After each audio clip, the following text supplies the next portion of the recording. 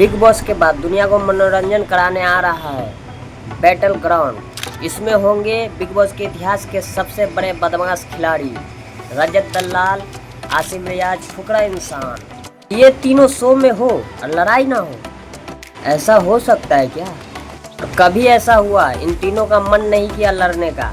Show वाले script लिख के लड़ाई करवाएंगे, लेकिन लड़ाई तो होगी। इन लोगों ने शो का नया नाम तो ढूंढ लिया, लेकिन इसमें होगा वही जो सालों से बिग बॉस में होता आ रहा है, लड़ाई लड़ाई लड़ाई। शो का लड़ाई इतना अहम हिस्सा है, ऐसे सोचो तुम कि जब इसका पहला प्रोमो आया तो उसमें भी स्क्रिप्ट से लड़ाई हुआ रजत दलाल और आसिम रियाज के बीच। इस शो का जो अभी तक क्लिप देखा हूँ मैं, उसमें मुझे एक ही चीज़ दिखा है, क्लिप वायरल करना है लड़ाई, प्रोमो निकालना है लड़ाई, एपिसोड बनाना है लड़ाई। लड़ाई के अलावा कुछ नहीं होगा। अच्छा, ये बात समझ में नहीं आ रही है, इन तीनों के बीच में ये दो किसको बैठा दिए तुम? शिखर धवन को, रुबीना दिलैक को। देखो, फुकरा इंसान का तो मुझे मालूम है, वो तुम्हारी रिस्पेक्ट कर देगा लड़ाई के बीच में भी, लेकिन इन दोनों पे मुझे भरोसा नहीं है। अगर ये दोनों लड़ रहे हैं, बीच में जाओगे तो तुम्हें भी पेल देगा ये। जो इज्जत बची है वो भी गवा दोगे। फुकरा इंसान के बारे में तो क्या बताऊँ, उसके बारे में मैंने कभी नहीं सोचा था ये बंदा लड़ाई करेगा, और लड़ाई कर भी लिया, लेकिन ये फेंक फाक नहीं करेगा। लेकिन ये भाई भी फेंक रहा है। पूरा इंसान इतना अमीर हो गया है कि ये भी अब ऑनलाइन सबको खरीदने की धमकी दे रहा है। एक बार नहीं, 5-5 बार।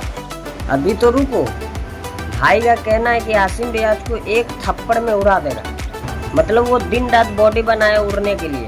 पूरा इंसान आएगा, एक थप्पड़ मारेगा, उड़ जाएगा। अच्छा, ये तो समझ जाएगा। टिगर इंसान एक बार रोस्ट करेगा, ये समझ जाएगा। रजत भाई का कहना है मैं इमेज साफ करके आया हूँ।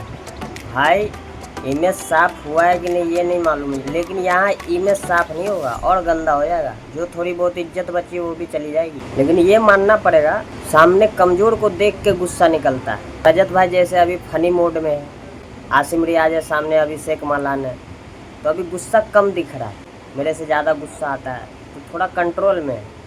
एक टीवी एक्टर को रख दो, फिर देखो रजत भाई का। और आसिम भाई के बारे में क्या बताऊँ। आसिम भाई, बॉडी बनाने के लिए, फेंक फाक करने के लिए पैसे कमाना ज़रूरी होता है, लेकिन जैसी तुम्हारी हरकत है भाई, एक शो से तो निकल चुके हो, मुझे लगता है तुमको कहीं काम नहीं मिलेगा। गुस्सा थोड़ा कंट्रोल करो, नहीं तो ज़िंदगी जीने के लिए पैसा भी रोल अच्छा खासा निभाता है। पैसे भी चाहिए ज़िंदगी जीने के लिए।